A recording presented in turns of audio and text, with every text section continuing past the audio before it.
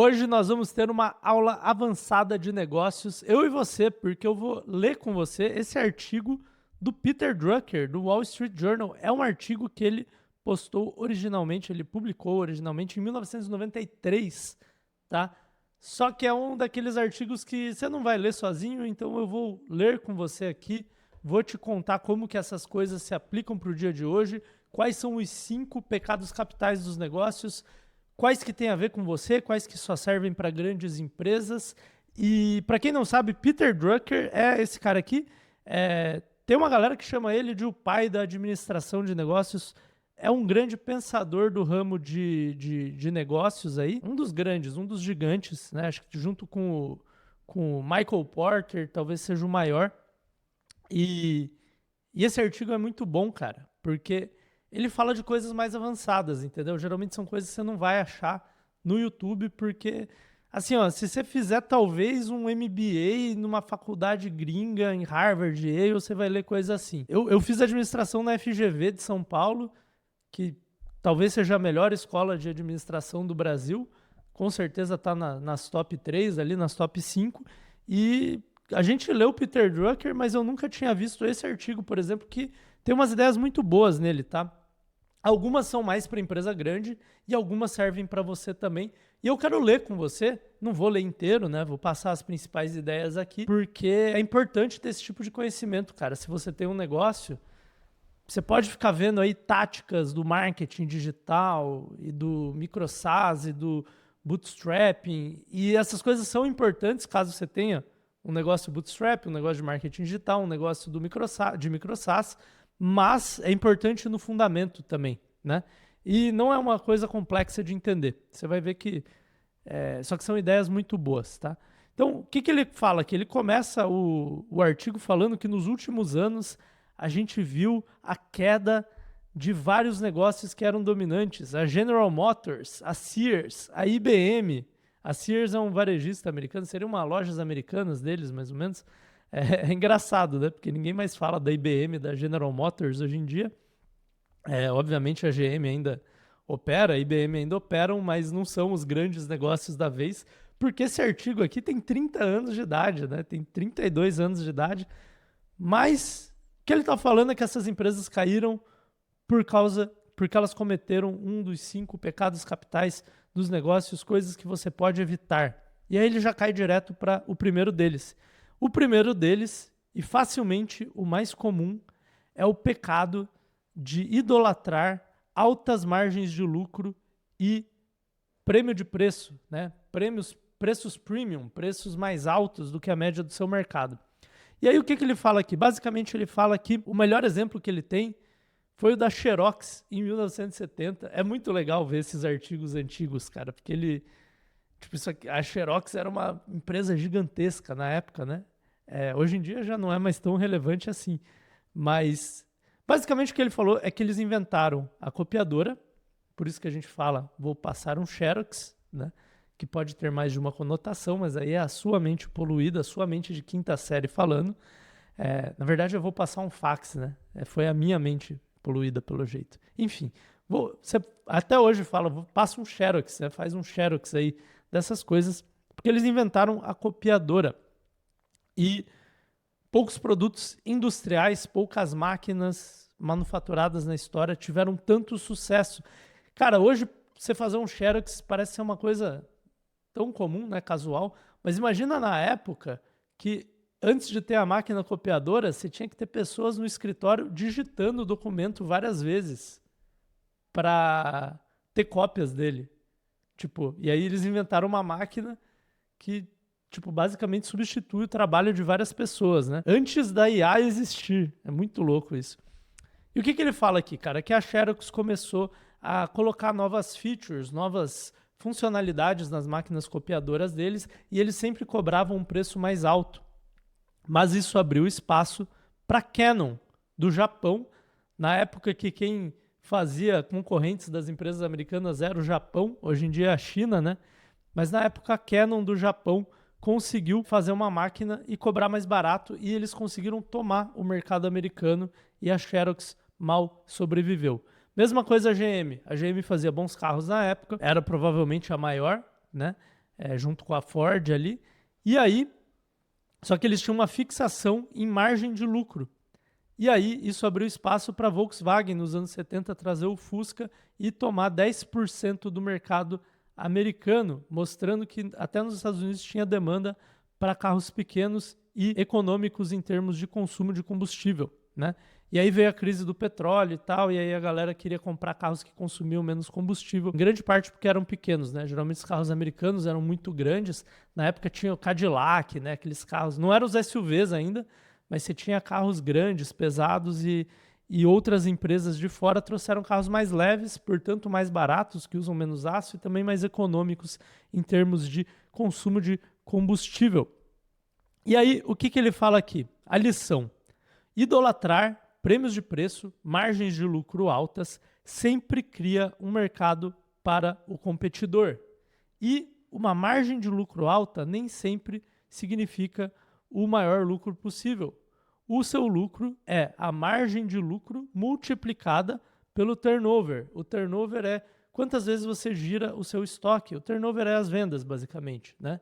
Então, o seu lucro não é a sua margem de lucro.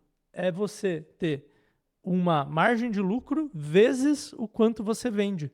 Talvez se você reduzir a margem de lucro, você vende mais. Só que nessas empresas, o que aconteceu? No começo, eles tinham altas margens de lucro e eles tinham uma boa fatia de mercado, eles vendiam muito. Só que essa margem de lucro criou uma oportunidade para concorrentes, no caso, a Canon do Japão, a Volkswagen da Alemanha, trazerem produtos com uma margem de lucro mais baixa e tomarem uma fatia de mercado. Geralmente, a gente pensa na equação se eu aumento o meu preço ou não, em termos de se eu aumento minha margem de lucro ou não, em termos de eu vou vender mais ou menos, e tudo bem eu vender um pouco menos se a minha margem for maior, porque eu ganho mais dinheiro. É raro as pessoas pensarem que elas estão abrindo espaço para competidores ao fazer isso, para pessoas novas entrando no mercado. E aí você fala, pô, Bruno, mas isso não tem nada a ver comigo, porque eu não sou a Xerox, eu não sou a General Motors, isso aí é para empresas grandes que vão ter competidores da China e coisa e tal. É mais ou menos. Porque, por exemplo, o Gorgonoid, talvez você conheça o Gorgonoid, do cara que dá as notícias da Maromba lá, ele assiste o canal aqui e de vez em quando ele comenta sobre as academias dele. Ele tem uma rede de academias, se eu não me engano, chama GorgoFit. E aí vamos usar o exemplo do Gorgonoid. Vamos dizer que ele achou um bairro lá na cidade que ele tem as academias dele. Acho que é tudo numa região só, posso estar enganado. E aí ele põe a academia, só que ele fala, cara, não tem nenhuma academia boa aqui, então eu vou cobrar R$300. E vamos dizer que isso aumenta o lucro dele. Mesmo que tenham menos alunos, ele ganha mais por aluno, então compensa. Só que nesse preço, ele está abrindo espaço, por exemplo, para a Smart Fit ir lá e falar, pô, tem uma academia de R$300 cheia nessa região, se a gente abrir uma Smart Fit do lado, a gente cobra R$100 e enche ela e aí o Gorgonoid perde os clientes dele. Pelo que eu vi, o Gorgonoid não cobra R$300 na mensalidade, ele não comete este pecado capital aqui dos negócios, mas é uma coisa para se pensar, entendeu? Você montou uma academia, fez um mega investimento ali que você espera que te dê lucros por 10, 15, 20 anos, e aí você abre espaço para uma Smart Fit abrir do seu lado. E, amigão, depois que a Smart Fit abriu do seu lado, ela não vai embora, a não ser que seja muito ruim o lugar. É o pior pesadelo do dono da academia abrir uma Smart Fit do lado da academia dele, né? Mesmo que a academia dele seja melhor que a Smart Fit, tem muita gente que vai escolher treinar na Smart Fit porque é boa o suficiente e é mais barata. Então esse é um exemplo, tá? De como isso pode acontecer com pequenos negócios. Pode acontecer na internet também, um pouco mais... Aí depende do seu modelo de negócio, né? Mas é o primeiro pecado aqui. E aí ele fala, relacionado com o primeiro pecado é o segundo pecado, que é errar o preço de um novo produto cobrando aquilo que o mercado aguenta. Ou seja, agora eu estou com um novo produto e eu cobro ele o máximo possível que eu posso. Isso também cria uma oportunidade livre de risco para a competição. E é a política, né? É a decisão errada, mesmo que este produto tenha uma proteção de patente. Então, imagina que você lança ali o Ozempic, é uma droga revolucionária e aí você cobra caro, porque as pessoas vão pagar 2, 3, 4, 5 mil reais por mês para perder peso, né? Fácil. Enfim, O Ozempic mesmo acho que custava R$ 1.500 quando começou. E a margem de lucro era muito grande. Porque aí você pensa, eu tenho o Ozempic, eu tenho uma patente, eu não tenho risco. O que ele fala aqui? Dado incentivo suficiente, um potencial competidor vai achar uma forma de ir pelo lado da patente, né? De circunventar a patente mais forte possível. Por exemplo, eu vou investir mais dinheiro em uma molécula parecida, né? Estou usando o exemplo aqui da indústria farmacêutica. E aí ele dá alguns exemplos aqui também da indústria de fax e também da DuPont, né? Que é uma empresa de fibras sintéticas e outros produtos químicos aí. Eu não vou ler esses exemplos porque, honestamente, a maioria das pessoas que assistem esse canal não vão lançar um produto inovador protegido por patentes, então eu acho que seria redundante com o primeiro ponto ali. Vamos para o terceiro. Esse aqui, cara, muita gente erra. Muita gente que presta serviços e gente que tem produtos físicos erra. O terceiro pecado capital é cost-driven pricing, é precificar baseado em custo. Então, o que é isso? Eu pego o meu custo, meu produto custa, sei lá, para imprimir essa agenda aqui que eu tenho, me custou R$30. Então, eu vou colocar um markup de 3 e vou vender por 90. Parece inteligente, né? É o que a maioria das pessoas faz. Elas usam um markup médio ali do setor delas e acho que é o jeito mais comum de precificar produtos. Só que o que ele fala? A única coisa que funciona é price-driven costing. É o custeio baseado no preço. É invertido, entendeu? Em vez de eu ver qual que é meu custo e falar, vou cobrar 2 vezes mais, 3 vezes mais, 5 vezes mais, isso varia de setor para setor, de categoria para categoria. O que ele fala? Ele fala, defina seu preço, que é, cara, eu vou entrar no mercado de planners de R$100. Ou eu posso entrar no mercado de planners de R$300. Existe esse mercado também. Também existe o mercado de planners de R$50. São mercados diferentes. Eu defino meu preço e aí eu acho o custo que eu preciso ter para ter um negócio saudável dentro dessa minha categoria, tá? Então, por exemplo, vamos dizer que eu quero entrar no mercado de, sei lá, cara, chás para dormir, né? Deve ter um mercado que o chá para dormir é R$10 a dose, que seria o mercado super premium. Deve ter um mercado de chás para dormir que é R$3 o saquinho. E deve ter um mercado que é R$1 o saquinho. Obviamente são clientes diferentes procurando uma qualidade de chá diferente. Vamos dizer que eu decido entrar no que é R$3 o saquinho de chá.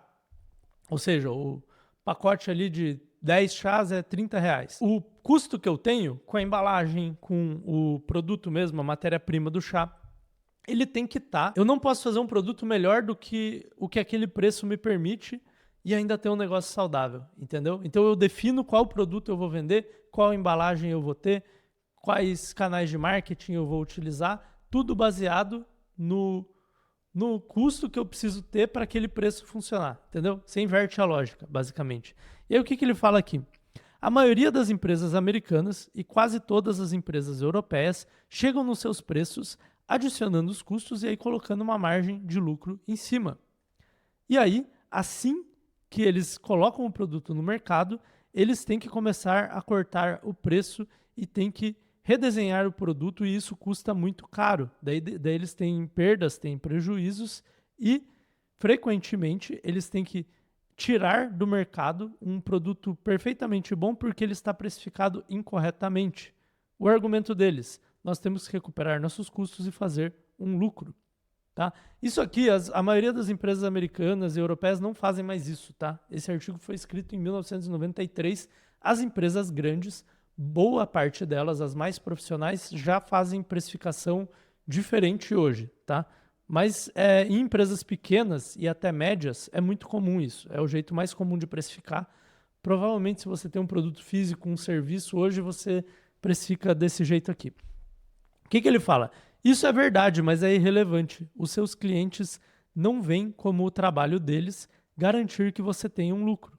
A única forma sensata de precificar é começar com o que o mercado está disposto a pagar. E aí você tem que assumir que seus competidores que os seus competidores vão cobrar e desenhar o seu produto para aquela especificação de preço, tá? Ou seja, primeiro eu defino o preço que eu vou cobrar, eu vejo se tem mercado naquele preço. Lembrando, tem mercado para bolsas de 30 mil reais, tem mercado para bolsas de R$ 1.000, tem mercado para bolsas de R$ 500, tem mercado para bolsas de R$ 100. São mercados diferentes.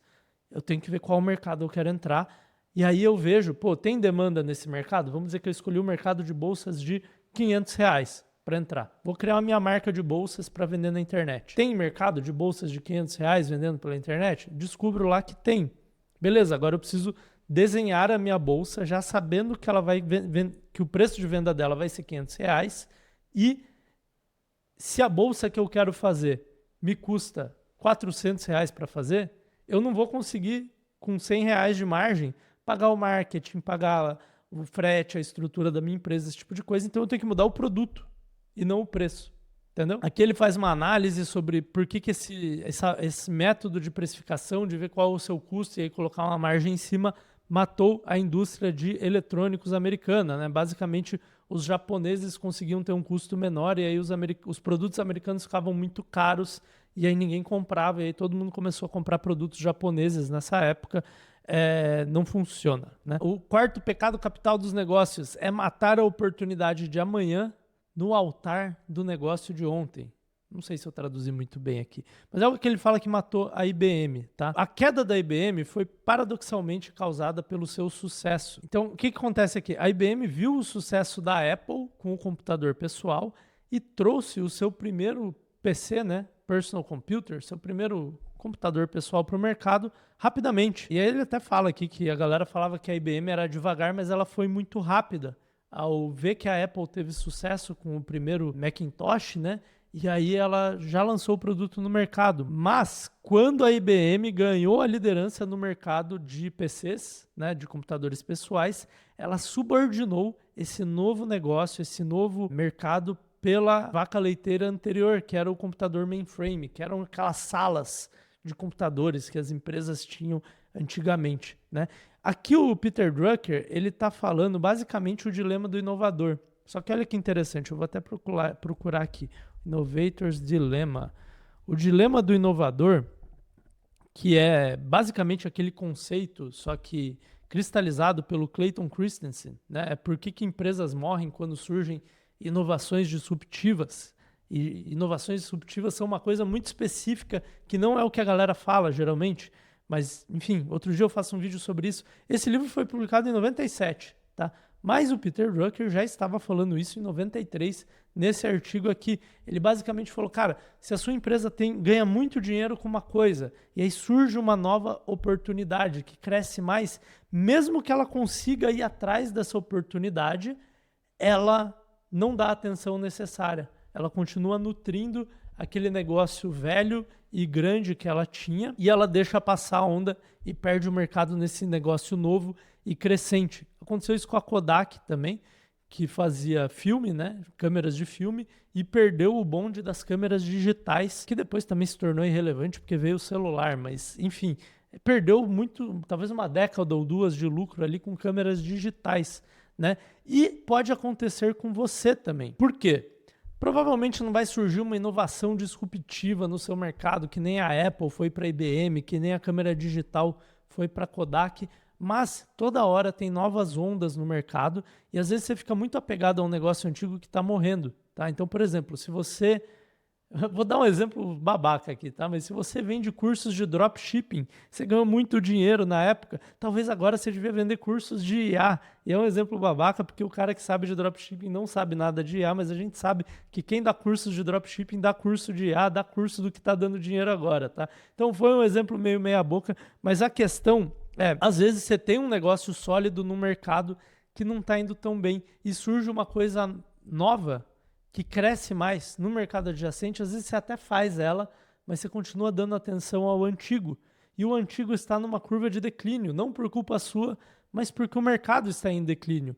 Já o novo, ele está numa curva ascendente exponencial, só que às vezes você precisa ter a coragem de falar, cara, eu não vou dar mais atenção ao velho e eu vou dar toda a minha atenção ao novo. Tem resposta certa? Não tem, porque...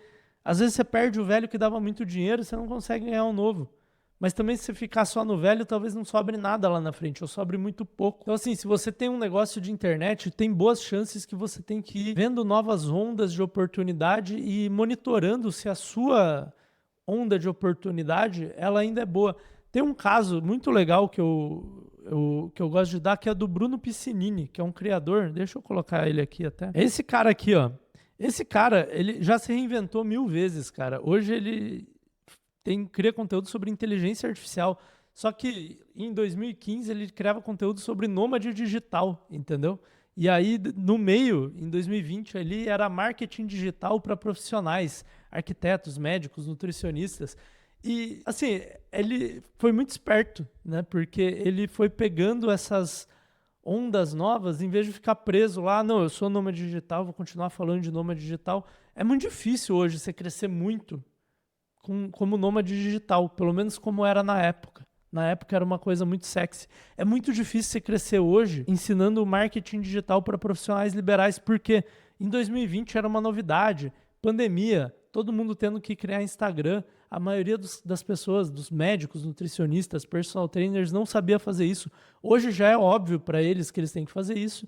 E tem vários especialistas, inclusive da área deles, né? Se você é um médico endocrinologista para emagrecer, com certeza tem gente ensinando esse cara específico a fazer marketing digital para a área dele, entendeu? O que talvez não tenha é inteligência artificial, por exemplo, que é o que o Bruno Piscinini está fazendo aqui, né?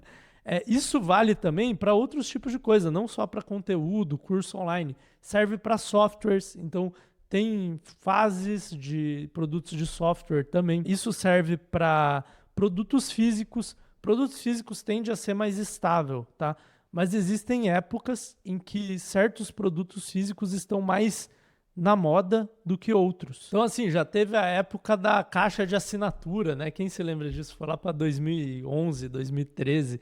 Aquelas caixas de assinatura, de experimentação de produtos. Aí teve a época de suplementos também, que foi mais recente, mas a galera ainda vai continuar tomando suplemento, mas teve uma época recente, você lançava uma marca de suplemento e ela pegava no mercado. A Pura Vida nasceu assim, por exemplo. Nasceu com um cara que tinha um canal no YouTube, basicamente. A Pura Vida foi vendida para Nestlé, cara, acho que 100 milhões de reais. Não é mais tão fácil acontecer isso, entendeu? Então, assim, até marcas de produto têm suas fases. Obviamente, são produtos físicos com compra recorrente, as pessoas sempre vão precisar de roupa, de suplemento, de cosméticos, coisas assim. Então, tende a ser um mercado mais que oscila do que cai, né? Mas, cara, você não pode cometer esse erro aqui do Peter Drucker. E esse último aqui, o último pecado capital do Peter Drucker, que é muito interessante, é alimentar problemas e starve opportunities, né? Você coloca todos os seus recursos nos maiores problemas da sua empresa e você não alimenta as oportunidades. Então, o que ele fala aqui? Por muitos anos, eu tenho perguntado para os clientes para me falar quem são as suas melhores pessoas, né? Quem são os seus melhores executivos, seus melhores funcionários. E aí eu pergunto, no que eles estão trabalhando? Quase sem exceção, essas melhores pessoas estão designadas, estão trabalhando nos problemas, né, da empresa, no negócio antigo que está afundando mais rápido do que foi planejado, ou seja, na parte da empresa que está dando ruim. O produto antigo que está tomando porrada da oferta nova do competidor. Para a tecnologia antiga, por exemplo, circuitos analógicos, ele fala que é antigo mesmo, hein, Peter? Que o mercado já mudou para o digital. E aí eu pergunto, e quem está tomando conta das oportunidades? E quase que invariavelmente as oportunidades estão lá, tendo que lutar por elas mesmas. E aí o que ele fala aqui, cara? Tudo que uma empresa, uma pessoa pode conseguir ao resolver as partes problemáticas é contenção de danos.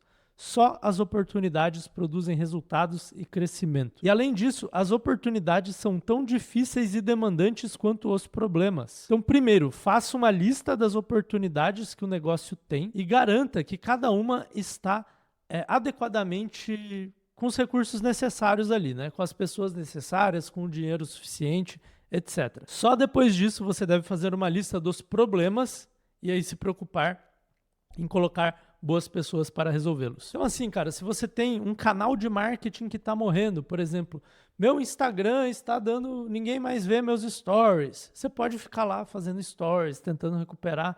Cara, tá todo mundo reclamando disso. Aí você tem um canalzinho de YouTube ali, por exemplo, e aí você vê que, pô, você faz um vídeo por semana, meio mal feito, e ele cresce.